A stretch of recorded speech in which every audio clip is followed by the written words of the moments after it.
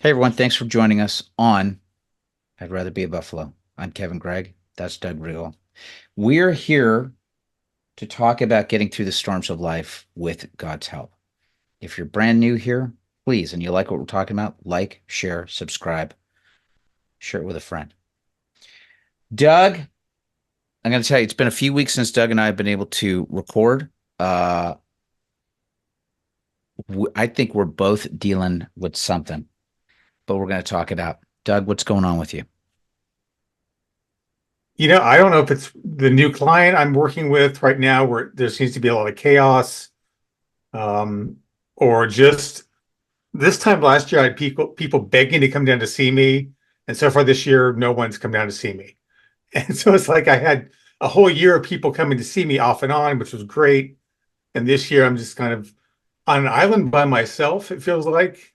Mhm. One of my nieces is coming down next Friday with her family on their way to Florida. Gonna stop here, spend the night, have a good time. And I don't know if it's because I need a vacation or just need a Sure. break or some time away, something planned that I can look forward to Yeah.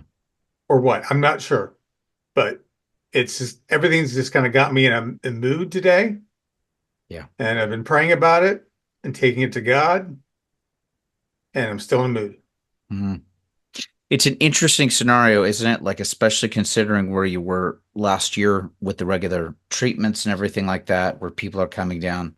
I remember having this moment where, after I'd gone through the testicular cancer and went through the treatments and everything like that, and it looked like, we were in good shape. Like, the doctor was like, it looks like we got most of the cancer. It looks like the radiation therapy that you did the trick. It was awesome.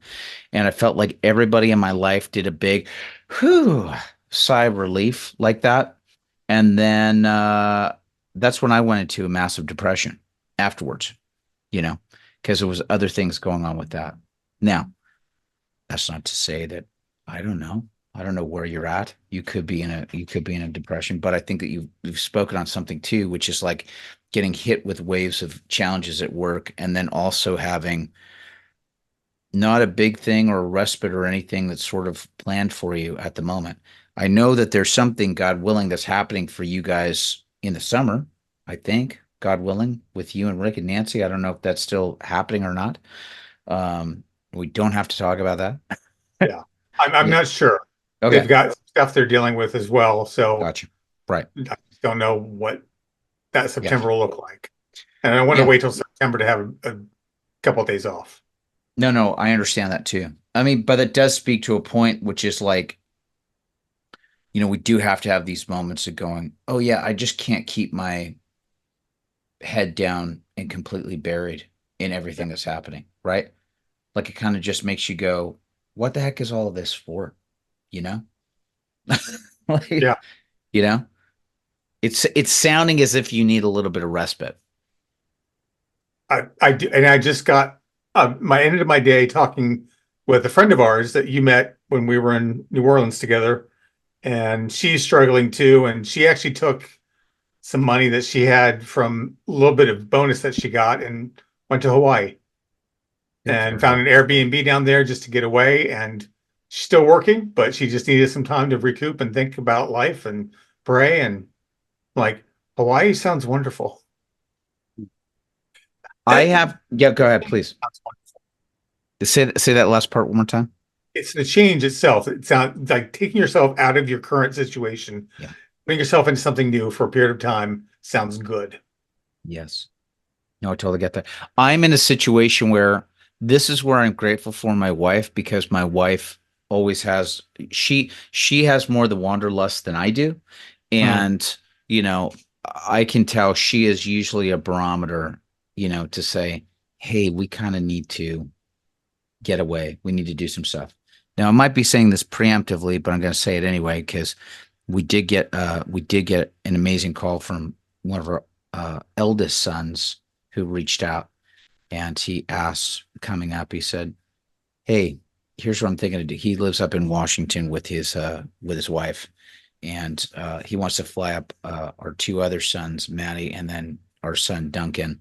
I'd say, "Yeah, let me fly up my brothers, and because we're usually taking care of Duncan full time And he said, yeah, guys, why don't you guys have a nice long weekend just by yourselves? Which Nice. that's amazing. That's coming up in a while, but it was like a really cool. And when those things happen, it's like a, oh yeah, I'm supposed to be because honestly, I am just one. Honestly, Doug, for me, I'm one of those guys that I grind and grind and grind and grind. I'm just like one of those guys that's just like, okay, what's the next thing? What's the next thing? And I don't take the moment to go, hey, you need to kind of slow down and take a breath and do something where you're not doing something. I think for me, the thing that happens is I get very the lack of a better word, it's not FOMO. It's not so much fear of missing out. It's a yeah, but if I don't do this, and again, it goes back to some of the stuff I was talking about in our prayer before we started recording here. But um, you know, I've got a massive amount of control issues. And it's like, yeah, but if I don't do this, then this won't happen, which won't cause this to happen, which won't cause this to happen. And I think that God is speaking to me specifically to kind of go, yeah, you got to trust, man. Like, yes, show up and do your work, obviously, but there's some areas of this that are so out of your control, Kevin. I mean, it's literally like again, like the farmer that plants, hoes, does all that stuff, but he can't control the rain or the sunshine or any of that other stuff. And it sounds like you need some nourishing sun. Yeah. Yeah. Some nourishing sunlight in your life, right? It was 82 degrees and sunny yesterday and 75 right now and sunny. So we've It's got a little awesome. bit of that here, which is great. Yes.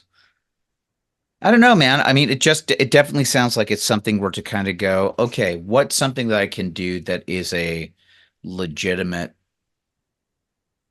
respite, even if it's a short thing or whatever. But then to your point, Doug, is to go, I need to carve something out here for myself. I mean, obviously we've got like Easter coming up and all that stuff, and maybe there might be something I don't know, or This is my first Easter away from my family. so you're gonna be down there in North Carolina for Easter, and that's it. South Carolina. What's Yeah. what's sorry, I always get this wrong. You're in South Carolina? Why do I always do this? South Carolina, South Carolina. Uh all the both South and North Carolina are just they just hate me right now. You Californians don't know your geography. Um what's going on as much as you feel comfortable talking about what's going on with church? Um, it's not too bad. I'm still struggling to make some meaningful connections with people one on one. Yeah. 90% of the people there are married families, which is great. It's just that, hey, do you want to have dinner sometime? Well, they can't because they're doing family stuff. And it gets a little depressing to me knowing that half the households in America are single households, over half now at this point.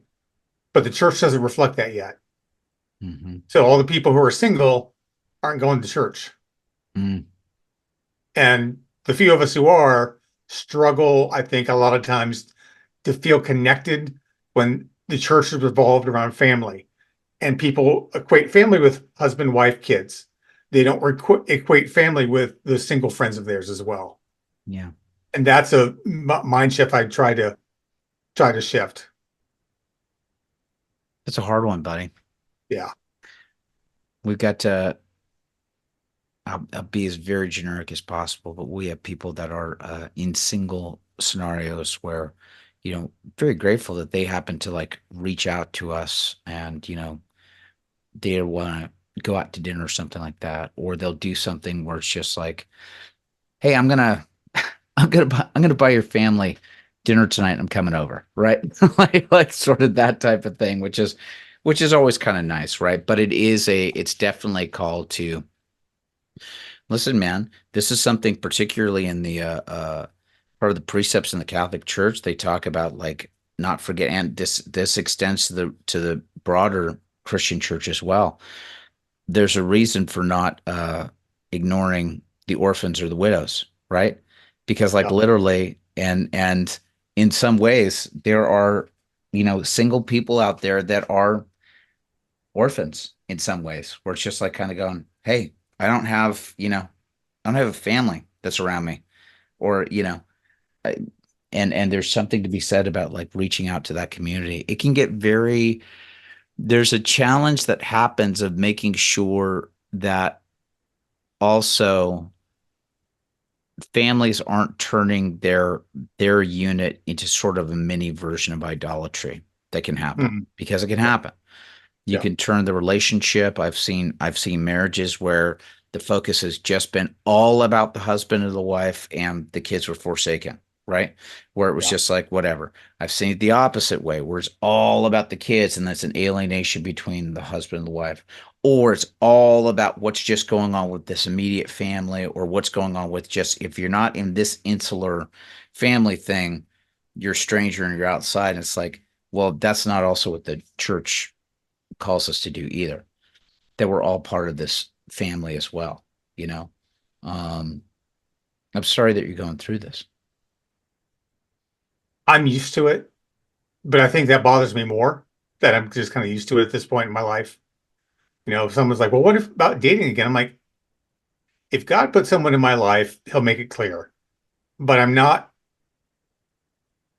to the point where I feel like I need another person to complete me, Yeah. to make me feel whole and complete. That's God's purpose anyway. That's no one person's job. That's God's purpose to make me feel whole and complete. Well, and then the interesting challenge too is like, and again, that there's people in different various stages of their life, right?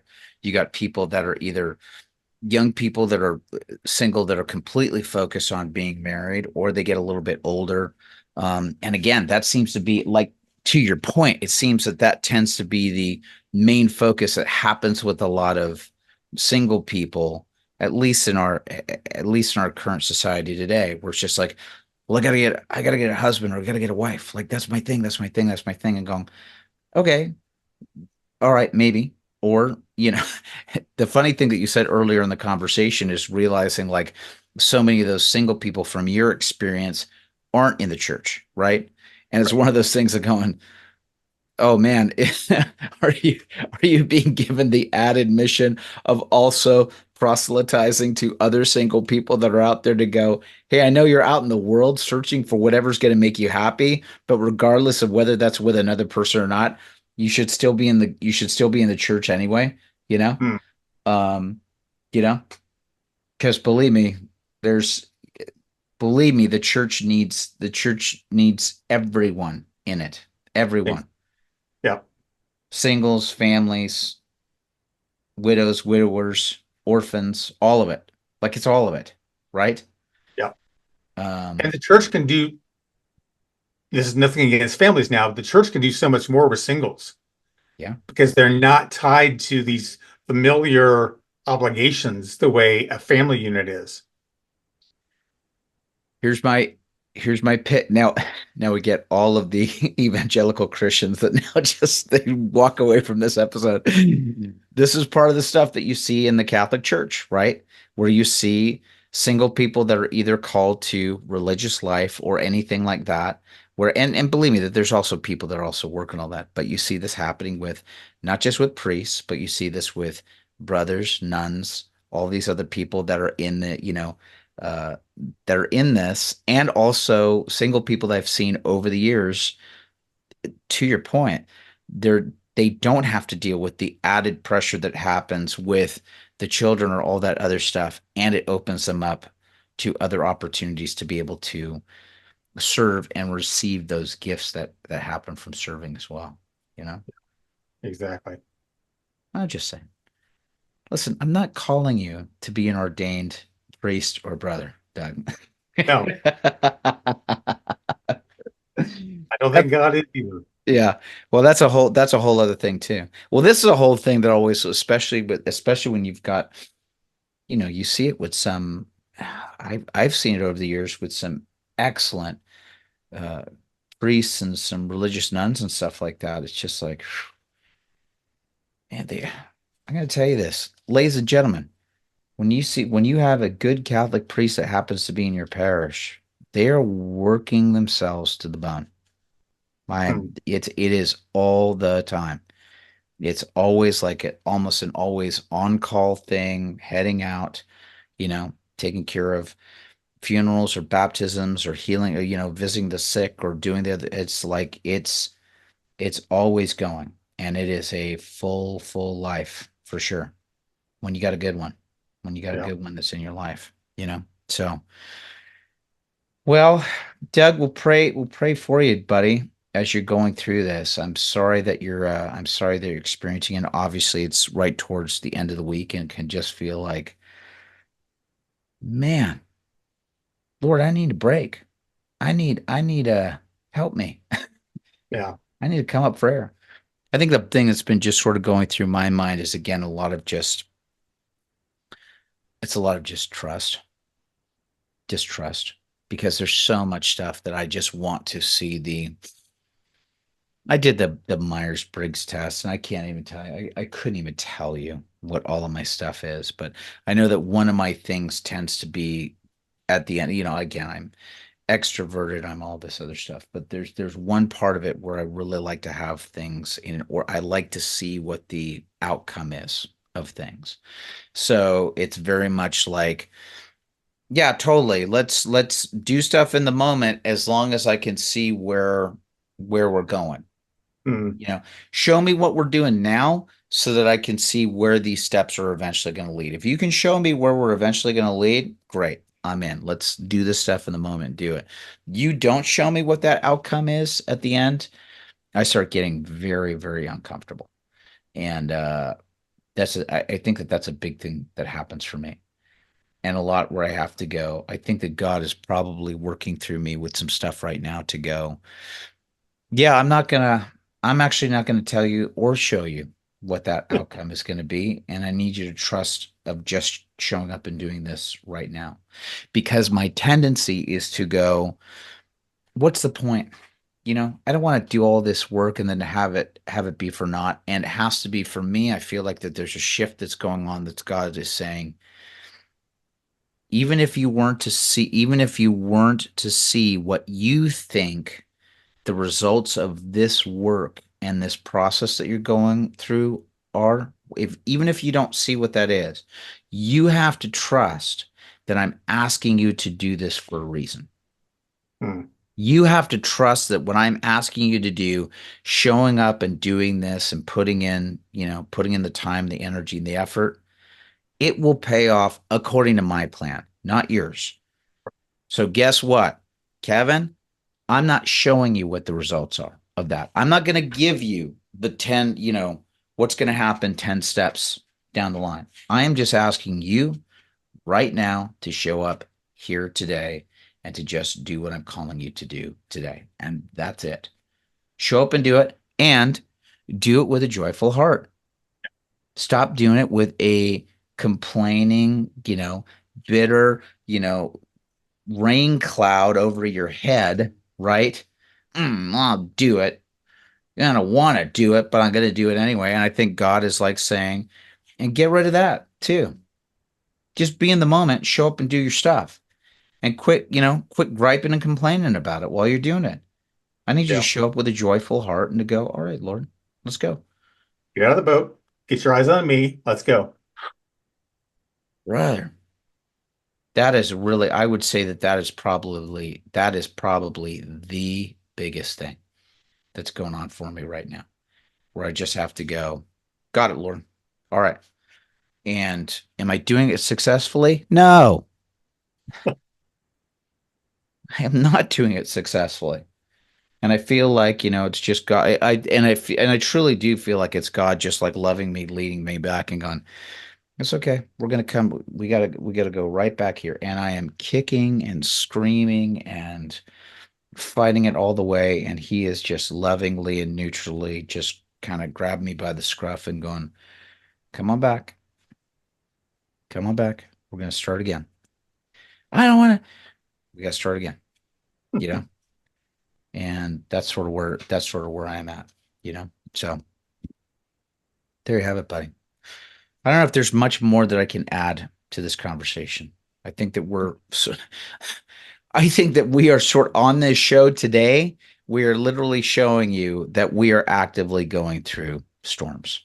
That's all.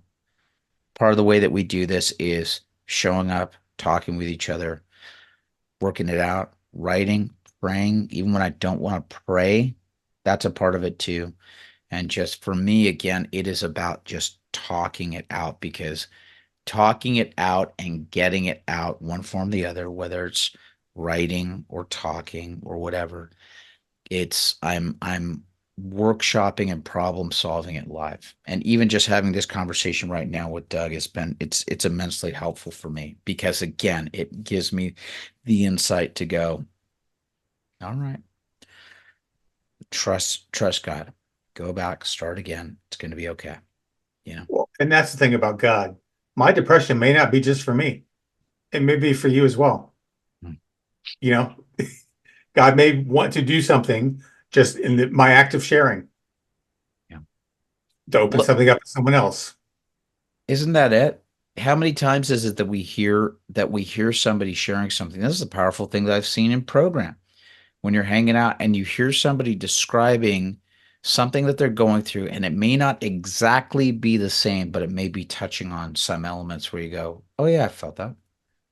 Oh, I know exactly what that is."